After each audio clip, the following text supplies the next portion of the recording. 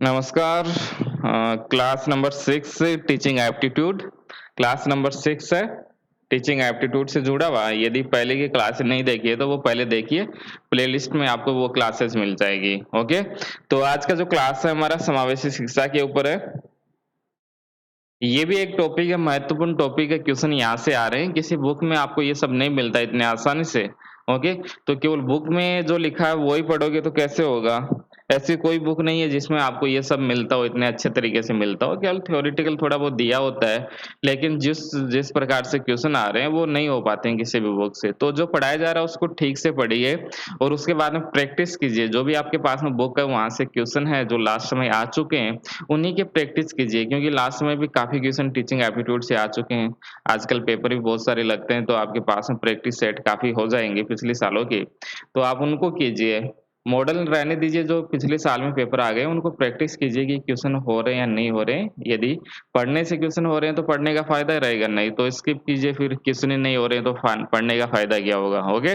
तो इन सबको देखते हुए पढ़िए आप, इस अच्छे से पढ़िए इनको।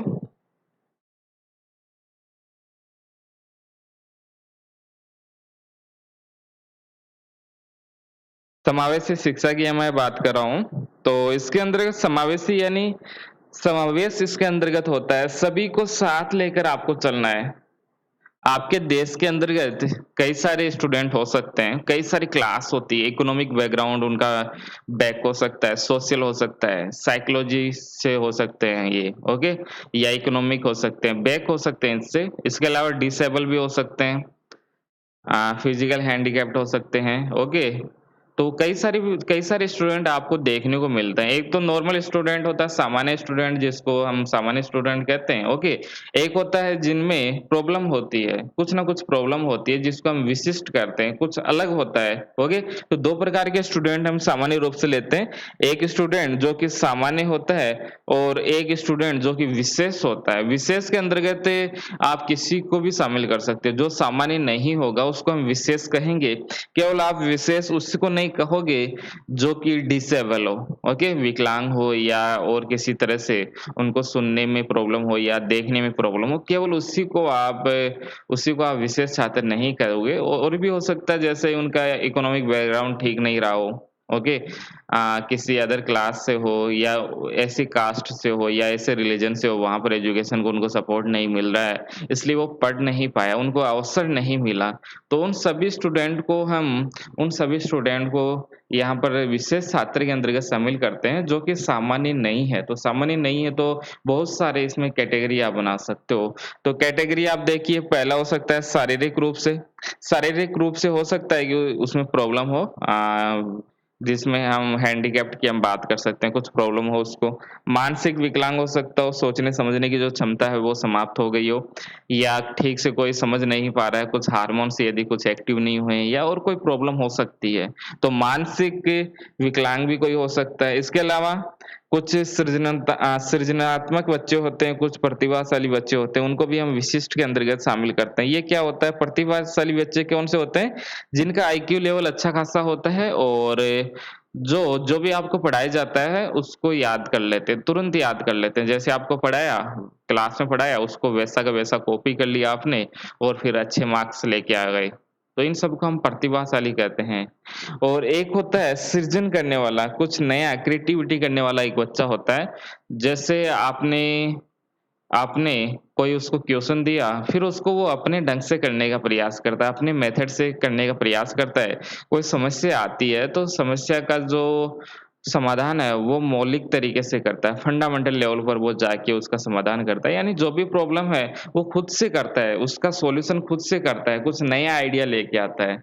तो जब कोई बच्चा नए आइडिया के द्वारा प्रॉब्लम का समाधान करता है, कोई भी प्रॉब्लम आए, कुछ नया आइडिया लेके आता है और उसके द्वारा समाधान करता है। तो इस प्रकार के कुछ बच्चे होते हैं, सृजनात्मक होते हैं, कुछ प्रतिभाशाली होते हैं। प्रतिभाशाली यानी जैसे पढ़ाया जाए वैसा का वैसा उन्होंने पढ़ लिया और अच्छे मार्क्स लेके आ गए, प्रतिभाशाली उनको हम कहेंगे। तो ये भी एक तरह से विशिष्ट होते हैं, ओके।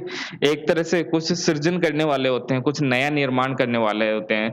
उनके जो आइडियाज़ होते हैं वो मौलिक होते हैं, जैसे समस्या आई उसके अनुसार वो समाधान करने का का प्रयास करते हैं। तो ये कुछ अलग होते हैं, कुछ हटके होते हैं। इसके अलावा अनुसूचित जाति से हो सकता है, अनुसूचित जनजाति से हो सकता है, कुछ गरीब लोग हो सकते हैं, बैकवर्ड क्लास से हो सकता है। इसके अलावा अधिगम करने में असक्षम हो सकता है, उनको लर्निंग करने में प्रॉब्लम होता है। कई सारे स्टूडेंट आपको ऐसे मिलेंगे जो लर्निंग नहीं कर पाते हैं, उनको याद ही नहीं होता है। तो इसका अर्थ ये नहीं है कि उनको प्रॉब्लम है, वो मेहनत नहीं करते हैं, कुछ और रीज़न होते हैं और बहुत सारे रीज़न हो सकते हैं कि वो लर्निंग ठीक से नहीं कर पा रहे हैं, ओके? तो हो सकता है कि वो लर्निंग ठीक से नहीं कर पा रहे, तो उनको भी हम विशिष्ट बोलेंगे और मानसिक विकलांग हो गए, शारीरिक विकलांग हो गए, इन सबको हम शामिल करेंगे, अनुसूचित जाति, जनजाति। तो ये कई सारे विशिष्ट बालक होते हैं, इनको हम विशिष्ट बोलते हैं। एक हो गया सामान्य। तो 2 प्रकार के बालक की हम बात कर रहे हैं, विशिष्ट हो गया और एक हो गया सामान्य। तो अब क्या होगा इसमें, एक विशेष छात्र को समान शिक्षा प्राप्ति के अवसर मिलना, एक जो सामान्य छात्र है और एक विशेष छात्र है, इनको जो अवसर है वो समान रूप से मिले। समान अवसर की बात इसमें कही जाती है। ये सब हो गया।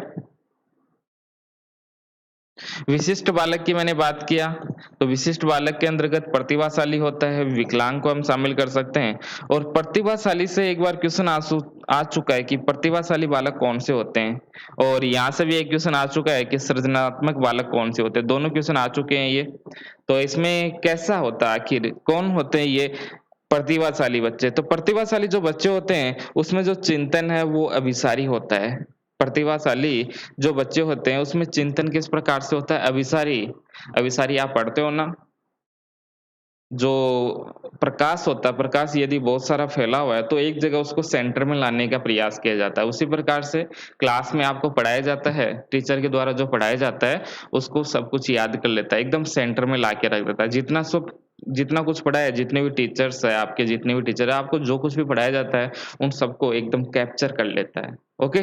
तो इसमें इसमें जो अभिसारी में किस प्रकार से होता है, मान लेते हैं ये है एक बिंदु है, ये एक बालक है, तो चारों ओर से नॉलेज लेता रहता है ये। नॉलेज है उसको सेंटर में लाके रख देता है, अपने पास में नॉलेज ये ले आता है। ओके, जो भी नॉलेज है उसको सेंटर में लाके रख देता है। उसी प्रकार इसको हम बोलते हैं अभिसारी चिंतन। एक होता है सृजनात्मक, सृजन करता है इसमें। तो सृजन यदि करेगा तो यहाँ से ये बालक है, यहाँ से बालक इधर की तरफ जाएगा ये। इनका जो ज्ञान है, इनका जो फिलॉसफी है, इनके जो विचार है वो बाहर की तरफ निकलेंगे। जैसे मैंने बताया कि जो सृजन करने वाला होता है, कुछ नया क्रिएटिविटी करने वाला होता है बच्चा, वो नॉलेज को प्रसार करेगा, फैलाएगा। तो अपसारी इसको बोलते हैं हम, अपसारी यानी जो नॉलेज को फैलाता है। तो इस प्रकार के बच्चे होते हैं, उनको हम सृजनात्मक बच्चे कहते हैं। और जो अभिसारी चिंतन जिनका होता है, नॉलेज को एक सेंटर में लाने का काम करते हैं और ये जो सृजन करने वाले होते हैं, वो नॉलेज को बाहर ले जाते हैं, एकदम फैला देते हैं नॉलेज को। इस प्रकार के 2 चिंतन इसके अंतर्गत होते हैं। ये क्वेश्चन आए हुए हैं, तो इसको ठीक से देखिए आप। तो 2 प्रकार के बालक की हम बात कर रहे हैं, एक हो गया सामान्य और एक हो गया विशिष्ट। तो समावेशी शिक्षा के अंतर्गत सभी को समान अवसर देने की बात की जाती है। जैसे मैंने बताया, शुरुआती क्लास में बताया कि आज का जो टाइम है उसके अंतर्गत केवल आपको पढ़ाया नहीं जाता है, आपको समझाया भी जाता है और सभी प्रकार से आपको समझाया जाता है और आपका ओवरऑल डेवलपमेंट की बात की जाती है। ओके, तो सभी के विकास की बात की जाती है, सभी को साथ मिलकर, सभी के लिए, सभी का विकास की बात आज के समय में की जाती है। तो सबका विकास होना चाहिए और सबका विकास होना चाहिए, तो उसका अर्थ क्या है? गवर्नमेंट की पॉलिसी रहती है सबका विकास होना चाहिए, तो सबका विकास कब होगा? जब हम सभी को शामिल करेंगे, सभी को हम शामिल करेंगे। सामान्य बालक हो सकता है और एक विशिष्ट बच्चा भी हो सकता है। सामान्य और विशिष्ट बच्चा, इन सबको हम शामिल करेंगे तभी एक समावेशी शिक्षा हो सकती है। इसके अंतर्गत सभी छात्र साथ-साथ शिक्षा प्राप्त करते हैं। बहुत महत्वपूर्ण पॉइंट ये है कि इस प्रकार का जो सिस्टम है समावेशी शिक्षा की हम बात करते हैं, तो उसके अंतर्गत एक क्लासरूम में ही सभी बच्चों को पढ़ाया जाएगा। ऐसा नहीं है कि ये जो विशिष्ट है, मान लेते हैं कोई शारीरिक और मानसिक रूप से विकलांग है, उसको अलग रूम में आप बैठा दोगे, ऐसा नहीं होना चाहिए। ऐसा नहीं होना चाहिए, सभी को एक ही क्लासरूम में पढ़ाना चाहिए, पढ़ाया जाना चाहिए और पढ़ाया भी जाता है, ऐसा ही होना चाहिए, ओके? एक क्लासरूम है, उसमें कई सारी कैटेगरी के बच्चे रहते हैं, एक सामान्य रहता है और एक विशिष्ट रहता है, तो सबको एक ही क्लासरूम में आपको पढ़ाना होगा, अलग-अलग नहीं पढ़ाना है। यदि उनके लिए विकलांग के लिए आपने अलग से क्लास बना दी है, इसके अलावा कुछ प्रतिभाशाली बच्चे होते हैं, कुछ सृजनात्मक बच्चे होते हैं, उनके लिए आपने अलग से क्लासरूम का माहौल बना दिया, तो ये सही नहीं रहता है। दूसरे बच्चों को ये सही नहीं लगता है कि उनके लिए अलग बना रहे हैं, हमारे लिए अलग बना रहे हैं, तो माइंड में कहीं न कहीं कुछ-कुछ बातें रह जाती हैं, जो उनको ठीक नहीं लगती है। जीवन भर ऐसी ही बातें उनके माइंड में चलेगी कि हमारे साथ में हमेशा से ही ऐसा होता रहा है, हमेशा से ऐसा होता रहा है। तो हमें क्या करना चाहिए यदि आपको समावेशी शिक्षा आपको देनी है, तो इसमें सभी छात्रों को एक ही क्लासरूम में आपको साथ-साथ बिठा के पढ़ाई करवानी होती है, सभी को एक साथ में पढ़ाया जाता है। समावेशी शिक्षा विशेष विद्यालय या कक्षा को स्वीकार नहीं करता है। इस प्रकार से क्वेश्चन आ रहे हैं अभी। इस प्रकार से क्वेश्चन आ रहे हैं, आपको स्टेटमेंट मिलेंगे और उसमें आपको गलत स्टेटमेंट की पहचान करना है। तो समावेशी शिक्षा के अंतर्गत ऐसा नहीं है कि इनके लिए कोई विशेष विद्यालय बना दिया जाएगा। हालाँकि इस प्रकार के विद्यालय आज के समय आपको मिल जाएँगे। ओके, इस प्रकार के विद्यालय मिल जाएँगे जो देख नहीं सकते या सुन नहीं सकते, उनके लिए कुछ विद्यालय बनाए जा रहे हैं। लेकिन ऐसा नहीं होना चाहिए, अलग विद्यालय नहीं बनाया जाना चाहिए, उनको एक ही साथ में पढ़ाने का प्रयास करना चाहिए। ऐसी बात यहाँ पर की जा रही है। ओके, यदि अलग भी किया जा रहा है तो पूरा विद्यालय अलग करने की बात यहाँ पर हो रही है कि एक पूरा विद्यालय अलग अलग कर रहे हो तो सभी उसमें एक ही प्रकार के होंगे, तो ये सही नहीं है। ऐसी बात इसमें कही जाती है। समावेशी शिक्षा में कोई विशेष विद्यालय या कक्षा को स्वीकार नहीं किया जाता है। कोई अलग से नहीं होगा, सबको एक साथ ही पढ़ाया जाना चाहिए। विकलांग बच्चों को भी सामान्य बच्चों की तरह ही शैक्षणिक गतिविधि में भाग लेने का अधिकार होता है और ये विशिष्ट बच्चों को आत्मनिर्भर बनाकर उन्हें समाज की मुख्य धारा में जोड़ने का प्रयास भी इसी समावेशी शिक्षा के द्वारा किया जाता है। क्यों किया जाता है ऐसा? इसलिए क्योंकि प्रत्येक बच्चों को व्यक्तिगत शक्तियों का विकास करना है। प्रत्येक बच्चे के अंदर कुछ न कुछ शक्तियाँ ज़रूर होती है, सोचने की, समझने की या कुछ अलग गुण होते हैं, प्रत्येक बच्चे में अलग गुण होते हैं। उसको आप बाहर कैसे निकालोगे? सबको एक समान शिक्षा प्रदान करके, ओके? तो इस प्रकार से ये समावेशी शिक्षा का ये चैप्टर है, आपको समझ में आ गया होगा। ज़्यादा इसमें समझने वाला नहीं है, बस बारीकी से आपको देखना है कि क्वेश्चन किस प्रकार से यहाँ पर आते हैं, ओके? तो ये जो पॉइंट्स बताए यहाँ से क्वेश्चन आ सकते हैं कि समावेशी शिक्षा क्या विशेष विद्यालय या कक्षा को स्वीकार करता है? क्या इनके लिए कोई विशेष विद्यालय बनाने की आवश्यकता है? तो विशेष विद्यालय बनाने की आवश्यकता नहीं है यदि सभी को एक जैसी शिक्षा देनी है। आप ये क्वेश्चन पूछ सकते हो कि फिर इस प्रकार के विद्यालय कैसे बने हुए हैं? कई सारे विद्यालय आपको देखने को मिलेंगे जो अलग बनाए गए हैं और उनका पर्पज़ ये है कि उनको कुछ अच्छा दिया जाए, एकदम सेपरेट सभी को एक जगह रख के उनके लिए अलग टीचिंग मेथड्स के प्रयोग किया जाए, ओके? लेकिन यहाँ पर ये जो समावेशी शिक्षा का जो कॉन्सेप्ट है, वो इसको स्वीकार नहीं करता है।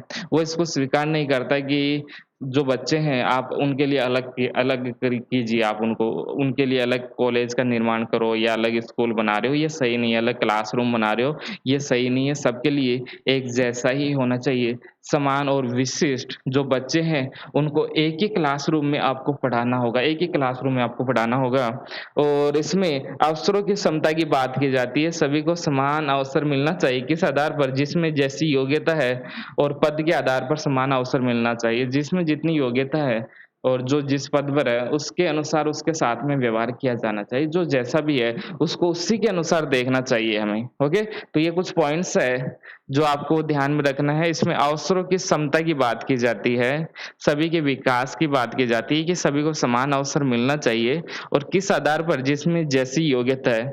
जैसे हमने नेट का एग्ज़ाम दे लिया, तो नेट एग्ज़ाम के बाद में सभी जो स्टूडेंट है, वो असिस्टेंट प्रोफेसर का एग्ज़ाम दे ले, तो समान योग्यता है, तो समान योग्यता यदि सभी में है, तो उनको समान अवसर मिलना चाहिए। यदि कोई बालक है, तो उसको एजुकेशन मिलना चाहिए, पहली बात, सबके साथ में आपको बिठा के उनको पढ़ाना है और उसके बाद में यदि हम अंतिम में देखें, तो उसमें जितनी योग्यता होती है, उसके अनुसार ही वो काम करे, उसके अनुसार ही उसको पद मिलना चाहिए और जैसा उसका पद है, जैसी उसमें योग्यता है, उसके अनुसार उसको अवसर मिलना चाहिए। यदि किसी में टीचर कोई बन जाता है तो उसको वो पढ़ा सकता है। कोई भी विशिष्ट बालक हो सकता है या विशिष्ट बालक हो सकता है जो पढ़ाना चाहिए उसको। यदि उसमें योग्यता है और यदि वो सेलेक्ट होके उसी पद पर जाता है तो वो सभी को पढ़ाएगा। इस प्रकार से सबके साथ में समान व्यवहार की बात इसमें की जाती है। तो क्वेश्चन देख लेना आप, इसी प्रकार से क्वेश्चन यहाँ पर आते हैं कि विशिष्ट में किस-किस को शामिल करते हैं। ओके, विशिष्ट के अंतर्गत किस-किस को हम शामिल करते हैं और ऐसा हो सकता है कि समान अवसर नहीं मिले हो, किसी को समान अवसर नहीं मिलते हैं। जैसे मैं बात करूँ, एक महिला की मैं बात करूँ, एक महिला क्या महिलाओं को समान अवसर मिला है? क्या ये वंचित वर्ग से नहीं है? क्या ये वंचित वर्ग से नहीं है क्या महिला? तो महिलाओं को भी समान अवसर मिलना चाहिए। जैसी उसमें योग्यता है, पद है, उसके अनुसार ही उनको एजुकेशन मिलना चाहिए और आगे भी उनके साथ में उसी प्रकार से व्यवहार किया जाना चाहिए, जैसा उसमें योग्यता है और जैसा उसका पद है। ओके, तो वंचित वर्ग में महिलाओं को हम शामिल कर सकते हैं। इसके अलावा जो गरीब है, उनको भी हम शामिल कर सकते हैं। ये सभी वंचित वर्ग से आते हैं, महिला हो गया, गरीब हो गया या मैंने बात किया जो बैकवर्ड क्लास से हैं और बैकवर्ड क्लास से किसी भी प्रकार से हो सकते हैं। बैकवर्ड क्लास से इकोनॉमिक्स से भी बैकवर्ड हो सकते हैं, सोसाइटी से भी बैकवर्ड हो सकते हैं या माइंड से भी बैकवर्ड हो सकते हैं। उनका माइंड ही इस प्रकार का है तो वो क्या करे? बच्चे के साथ में जन्म के साथ में ऐसी प्रॉब्लम हो सकती है जिससे वो बैकवर्ड रह जाएँ। तो इस प्रकार के भी बच्चे कई सारे होते हैं, जो बैकवर्ड होते हैं, पिछड़े हुए होते हैं। लेकिन यहाँ पर जो लिया जा रहा है, वो इसी संदर्भ में लिया जा रहा है कि शिक्षा के क्षेत्र में बैकवर्ड कैसा है वो? शिक्षा के क्षेत्र में बैकवर्ड क्यों है? क्योंकि उनका सोसाइटी सपोर्ट नहीं कर रहा था, उनका एजुकेशन जो इनका जन्म हुआ था, उस प्रकार का सोसाइटी ऐसा था, उनका फैमिली जो इकोनॉमिक की मैं बात करूँ, तो वो ठीक से काम नहीं कर रहा है, काफ़ी गरीब लोग हैं, तो वो उनको एजुकेशन नहीं मिल पाया। तो अब क्या करना चाहिए? इस प्रकार की जो शिक्षा है उसमें सभी को समान अवसर मिलना चाहिए। जो भी है, जो कि वंचित रह गए हैं किसी कारण से यदि कोई वंचित रह गया है, उनको किसी कारण से एजुकेशन नहीं मिला है, तो सबको एजुकेशन मिलना चाहिए, सबको मिलना चाहिए और यदि नहीं मिल रहा है तो कुछ हम रिज़र्वेशन जैसी पॉलिसी है, वो हम लागू करते हैं। जैसे महिलाओं के लिए रिज़र्वेशन पॉलिसी हम लागू करते हैं। जो गरीब लोग हैं, उनको भी हम सुविधाएँ देते हैं, कई सारी सुविधाएँ देते हैं। जैसे अभी 10% रिज़र्वेशन उनको मिला हुआ है, 10% गरीब लोगों को। आर्थिक आधार पर। इसके अलावा जो विकलांग है, विकलांग भी वंचित वर्ग से हैं, उनको प्रॉब्लम होती है, देखने में प्रॉब्लम हो सकती है, ठीक से चल नहीं पाते हैं तो प्रॉब्लम हो सकती है, तो वो भी क्या है वंचित वर्ग है, उनको भी अवसर मिलना चाहिए। यदि वो ठीक रहते तो बेहतर शिक्षा प्राप्त कर सकते थे और बेहतर उसमें जॉब प्राप्त कर सकते थे, लेकिन वो वंचित वर्ग से है, वंचित रह गए, उनमें कुछ प्रॉब्लम है, उसमें उनकी गलती नहीं है, उसमें प्रॉब्लम है तो उनकी गलती नहीं है। तो ऐसे में सबको साथ में लेकर हमें चलना होगा। तो इसी को हम समावेशी शिक्षा कहते हैं। कोई भी क्वेश्चन आए इससे बाहर नहीं आएगा। आप कोई भी क्वेश्चन आएगा तो आप कर लोगे अभी। बस ध्यान से पढ़ते जाइए आप। अगला है हमारा मैगजीम्स ऑफ टीचिंग। टीचिंग के कौन-कौन से सूत्र होते हैं? शिक्षण सूत्र इसको कहा जाता है।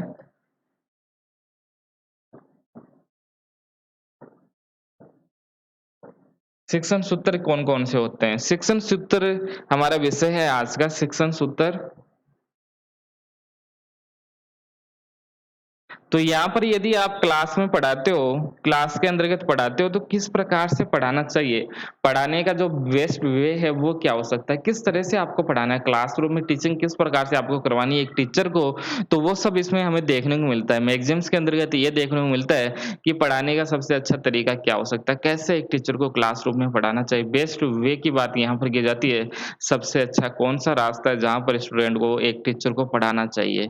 ओके, तो ये सब भी जो टीचिंग का जो प्रोसेस होता है, टीचिंग लर्निंग जो प्रोसेस होता है, उसको बेहतर बनाने का प्रयास इसके द्वारा किया जाता है, टीचिंग मैगज़ीन्स के द्वारा। तो बहुत आसान है इसमें, ज़्यादा प्रॉब्लम इसको समझने में नहीं होगी, काफ़ी आसान-आसान है। तो पहला है सिंपल टू कॉम्प्लेक्स, इन्हीं को आपको ध्यान में रखना है, ऐसे ही आपको ध्यान में रखना है, पहले सिंपल आएगा, फिर complex, known to unknown, seen to unseen, particular to general, concrete to abstract हो गया, और होल टू पार्ट हो गया, analysis to synthesis, indefinite to definite हो गया, और एम्पिरिकल टू रेशनल हो गया, और साइकोलॉजिकल टू लॉजिकल हो गया। इसी प्रकार से आपको पढ़ना है इनको, इसी प्रकार से आपको ध्यान में रखना है। और यदि यहाँ से क्वेश्चन आए जनरल टू पर्टिकुलर, तो आपको गलत कर देना है। ये कैसे होगा? पर्टिकुलर टू जनरल, इसी प्रकार से पर्टिकुलर टू जनरल। ये इसको आपको इसी प्रकार से आपको ध्यान में रखना है। पर्टिकुलर हो गया, ये जनरल हो गया, सीन टू अनसीन हो गया। ओके, यदि क्वेश्चन में आ जाए जनरल टू पर्टिकुलर तो गलत हो जाएगा। पार्ट टू होल ये भी गलत हो जाएगा। एब्स्ट्रैक्ट टू कॉन्क्रीट आ जाए ये भी गलत हो जाएगा। तो सही क्या होगा? ऐसे ही आपको उसमें करना है। आपसे पूछा जाएगा कि मैक्सिम्स कौन सा नहीं है, और नीचे आ जाए लॉजिकल टू साइकोलॉजिकल तो वो गलत हो जाएगा वहां पर। रैशनल टू एम्पिरिकल तो वो भी गलत हो जाएगा। तो इस प्रकार से आपको क्वेश्चन करते हुए ध्यान में रखना है। तो पहला है सिंपल टू कॉम्प्लेक्स। क्लासरूम में जो टीचर है उसको पहले सिंपल सिंपल बातें बतानी चाहिए, जैसे मैंने बताई क्लासरूम में आते ही शुरू में मैंने बात किया था, टीचिंग के बारे में बात किया था पहला क्लास के अंतर्गत। बहुत आसान आसान बेसिक्स बातें किया, और उसके बाद में उसका लेवल थोड़ा थोड़ा हमें बढ़ाया जाना चाहिए। पहले सिंपल बातें बतानी चाहिए क्लासरूम में, फिर कॉम्प्लेक्स बताने चाहिए। ओके, तो सिंपल हो गया, सिंपल टू कॉम्प्लेक्स, साधारण हो गया, एक सरल से कठिन, सरल से कठिन की तरफ हमें बढ़ना चाहिए। पहले सिंपल बातें बताइए, उसके बाद में कॉम्प्लेक्स। यदि मैं सेकंड की बात करूं, तो सेकंड के अंतर्गत हो जाएगा नॉन टू अननोन।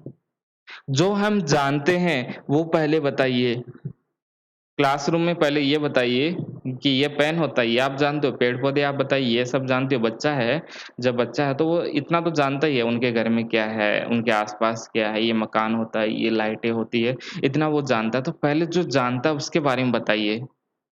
उसके बाद में अननोन बताइए आप। अननोन जो नहीं जानता है, जो नहीं जानता उसके बाद में बताइए। यदि कोई क्लासरूम में आप कोई भी चैप्टर शुरू कर रहे हो, टीचिंग एप्टीट्यूड का मैं कोई विषय शुरू कर रहा हूँ, तो आप पहले बताइए कि टीचिंग में होता क्या-क्या है, जो वह जानता है। टीचिंग में बेसिक्स क्या होता है, कैसे पढ़ाया जाता है, ये सब आप पहले बताइए। उसके बाद में कुछ थ्योरी बताइए, जो साइकोलॉजिकल थ्योरी है वो बाद में बताइए आप। कुछ मेथड्स होते हैं, वो उसके बाद में आप बताइए। लेकिन शुरुआत में ऐसा नहीं कि सीधे जाते ही आपने ऐसी चीज़ें बतानी शुरू कर दी जो बच्चा जानता ही नहीं है, ऐसा नहीं होना चाहिए।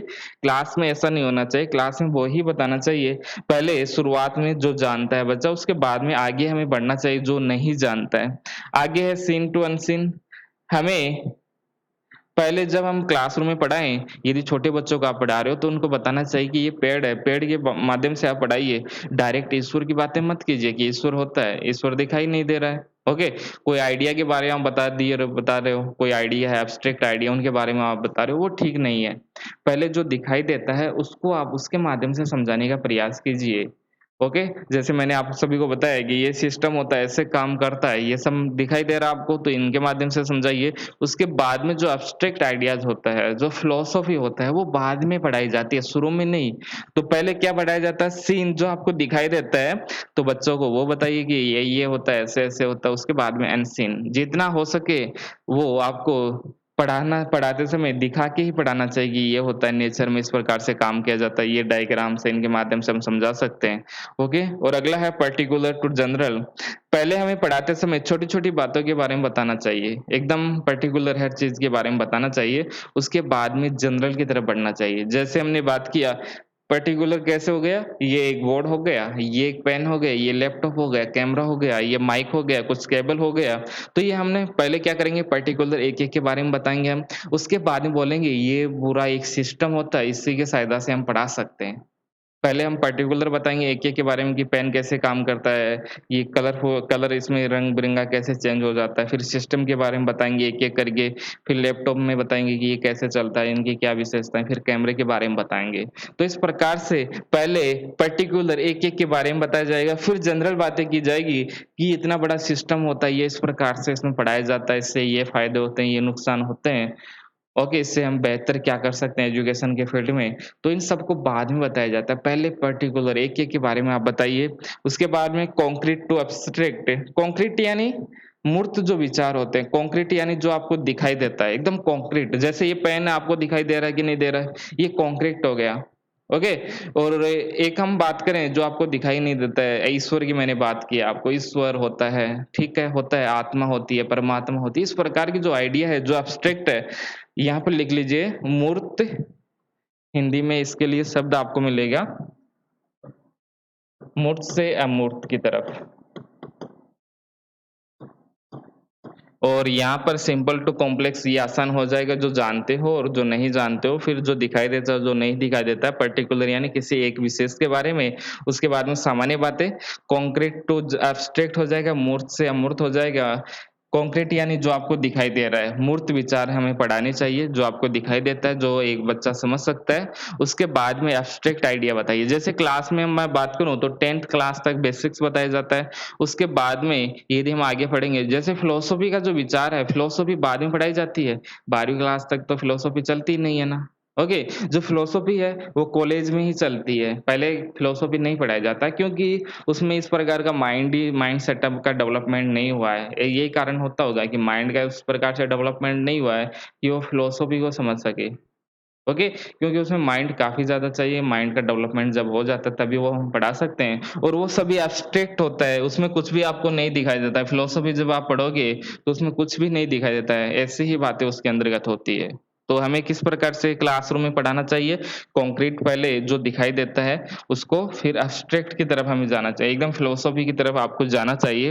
Whole to part whole to part ये थोड़ा-सा अलग हो जाएगा यहाँ पर। जैसे मैं एक विषय बता रहा हूँ आपको, टीचिंग एप्टीट्यूड विषय मैंने बताया, तो सबसे पहले आपको बता दिया टीचिंग एप्टीट्यूड क्या होता है। इसमें हम कैसे काम करते हैं, कैसे क्या-क्या होता है। तो पहले संपूर्ण का हमने नॉलेज दे दिया, संपूर्ण का हमने दे दिया, बेसिक्स थोड़ा-सा हमने बता दिया और फिर एंड्स की तरफ हम बढ़ रहे हैं। संपूर्ण से अंश की तरफ हम बढ़ रहे हैं। पहले हमने होल नॉलेज दे दिया पूरे एक बार, थोड़ा-सा दे दिया। ऐसा नहीं कि सब कुछ बता दिया हमने, एक बार थोड़ा-सा नॉलेज दे दिया, फिर हम एक-एक की तरफ आगे बढ़ रहे हैं, एक-एक की तरफ हम आगे बढ़ रहे हैं। तो ये भी इसको आपको ध्यान में रखना है। इसमें होल टू पार्ट होता है और एक ऐसा ही मैंने बताया था particular to general. Particular general में क्या डिफरेंस है, ये थोड़ा-सा एग्ज़ाम्पल इसमें अलग हो जाएगा। पर्टिकुलर टू जनरल, जैसे हम कोई थ्योरी का डेवलप करते हैं, थ्योरी को बनाते हैं, तो उसमें हम पहले कुछ खोजते हैं, एक-एक के बारे में हम जानते हैं। जैसे आपको कोई विचार देना है, ओके, या कोई किताबें लिखनी है आपको, तो पहले आप रिसर्च करते हो उसके बारे में, एक-एक टॉपिक के बारे में आप पढ़ते हो, उसके बाद में ही किसी किताब का निर्माण होता है। उसी प्रकार से पहले पर्टिकुलर सब्जेक्ट के बारे में हम नॉलेज देंगे, फिर जनरल बातें हम कर सकते हैं। तो ये थोड़ा अलग रहेगा, इसमें डिफरेंस आपको ध्यान में रखना है। एक होता है पर्टिकुलर टू जनरल, एक होता है होल टू पार्ट। पहले संपूर्ण का आप ज्ञान दीजिए, जैसे टीचिंग एप्टीट्यूड क्या होता है उसके बारे में बताइए और उसके बाद में उसके कई सारे पार्ट आप बताइए। Analysis to synthesis,